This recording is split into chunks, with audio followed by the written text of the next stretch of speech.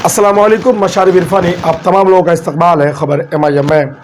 दोस्तों, उत्तर प्रदेश नगर निकाय चुनाव में मजलिस इत्तेहादुल मुस्लिमीन खाता खोल सकती है। सर्वे रिपोर्ट के हिसाब से अगर माना एग्जिट पोल में तो जितनी सीटों पर AIMIM चुनाव लड़ रही है, ख़ासतौर से इलाहाबाद, आजमगढ़, बिजनौर, कानपुर, मुरादाबाद, ये जो कुछ चुनिंदा सीटें हैं जहां मुस्लिम अक्सरियत इलाका है, इन सीटों पर AIMIM अपना दबदबा कायम कर सकती है। लेकिन दोस्तों, ऑल ओवर उत्तर प्रदेश की बात करें तो बीजेपी फिर से भारी पड़ती हुई नजर आ रही है। वहीं समाजवादी पार्टी की बात करें तो समाजवादी पार्टी जिस तरीके से पंचायत चुनाव में असर दिखाया, उसके बाद विधानसभा चुनाव में, लेकिन इस बार नगर निकाय चुनाव में कोई ज़्यादा असर नहीं दिखा पा रही है। साथ ही साथ में बता देंगे कांग्रेस को कुछ फ़ायदा हो सकता है नगर निकाय चुनाव में। और अगर बात करें दोस्तों BSP, तो BSP भी कोई ज़्यादा असर नहीं दिखा पा रही है।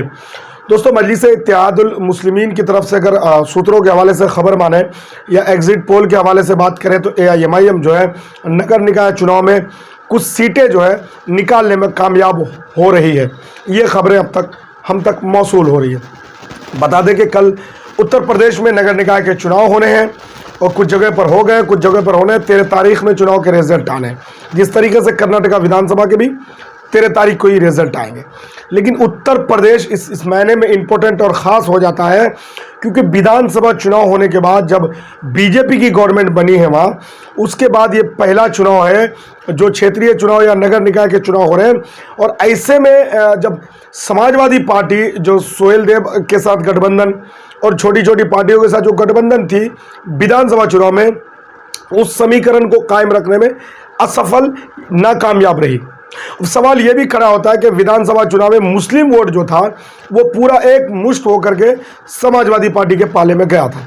लेकिन इस बार अतीक अहमद का हत्या, मुख्तार अंसारी के पीछे मुकदमात, तो ये जो मुस्लिम लीडर थे उत्तर प्रदेश में, जिसे माफिया कहा गया, कुछ लोगों को माफिया कहा गया, कुछ लोगों को और कुछ से नवाजा गया है, इनके बिखरने के बाद यकीनन समाजवादी पार्टी को ज़रा झटका लगा होगा। क्योंकि कुछ सीटों पर जो असदुद्दीन ओवैसी की पार्टी AIMIM चुनाव लड़ रही है, उन सीटों पर मुस्लिम वोट निर्णायक है और फैसला कुन है और फैसला करने की अहलियत भी रखते हैं। तो अगर मुस्लिम वोट फैसला ले ले, क्योंकि सरकार तो बनाने नहीं है उत्तर प्रदेश में और सरकार गिराने भी नहीं है, बाबा का सरकार है और बाबा का बुलडोजर इंसाफ करता रहता है।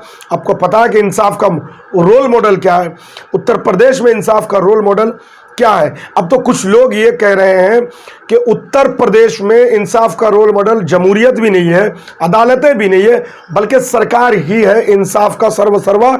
अदालतों के फैसले को दरकिनार कर दिया जाता है, मुकदमात के मामलात को दरकिनार करके सरकार की तरफ से सीधे हुक्म जारी कर दिया जाता है किसको ठोकना है, किसको रोकना है और किसको रखना है।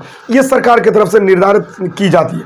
लेकिन ज़्यादा इम्पोर्टेंट ये है कि जमहूरियत बचाने की बात अगर विपक्ष दल कर रही है, Samajwadi party, Congress party, BSP, RLD और उसके बाद सोहेल देव भारतीय समाज पार्टी, यानी जितनी भी विपक्ष दल है उत्तर प्रदेश में, वो कितना सक्षम होकर के लोगों को समझाने में कामयाब हो पाई है कि संविधान बचाने के लिए आपके पास एक विकल्प है।